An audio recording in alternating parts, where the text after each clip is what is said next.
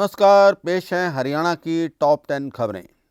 हरियाणा विधानसभा का 3 दिन का शीतकालीन सत्र सुबह 11 बजे शुरू हो गया। सदन में सबसे पहले शोक प्रस्ताव रखे गए, उसके बाद प्रश्नकाल शुरू हुआ।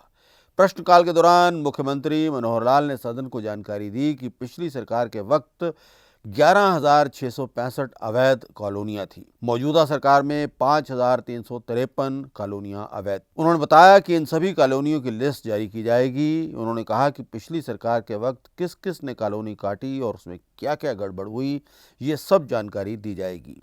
इसके अलावा भी आज विधानसभा सत्र में विपक्ष और पक्ष के बीच तीखी नोकझोंक हुई। हरियाणा, पंजाब और चंडीगढ़ की अदालतों और Punjab Haryana high court bar association के चुनाव में करीब 1.5 लाख वकील मतदान आज करते रहे। बार एसोसिएशन के प्रतिनिधियों को चुनाव इस मतदान के द्वारा होगा।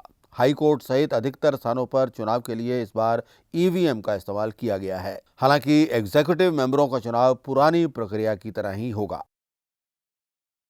हरियाणा में कबूतरबाजी के 1008 मामलों में लोगों के करीब 252 करोड़ रुपए फंसे हुए हैं।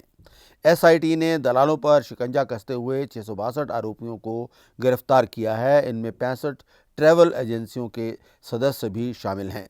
साथ ही इनसे 4.75 करोड़ रुपए बरामद किए गए हैं। ये जानकारी आज विधानसभा में दी गई। डायल 112 से जहां हरियाणा के लोगों को चंद मिनटों में मदद मिल रही है, वहीं औसतन रोजाना 67 लोग डायल 112 पर तैनात महिला कर्मियों के साथ अपमानजनक भाषा का इस्तेमाल कर रहे हैं। डीजीपी शत्रुजीत कपूर ने इस मामले को गंभीरता से लेते हुए आदेश दिए हैं कि ऐसा करने वालों के खिलाफ एफआईआर दर्ज की जाए। नारनौल के नसीबपुर जेल में एक बंदी ने ब्लेड की मदद से गला काट लिया, जिसे गंभीर हालत में नारनौल के नागरिक अस्पताल में लाया गया। गंभीर हालत होने की वजह से उसे रोहतक रेफर कर दिया गया। रिवासा निवासी कुलदीप नसीबपुर जेल में बंद था। करनाल कोर्ट में शुक्रवार को पेशी के लिए आए 2 बंदी आपस में भिड़ गए। गाली गलौज के बाद दोनों एक दूसरे पर टूट पड़े, जिसमें एक बंदी की आंख पर गहरी चोट लगी है। उसे उपचार के लिए हॉस्पिटल में भर्ती कराया गया है।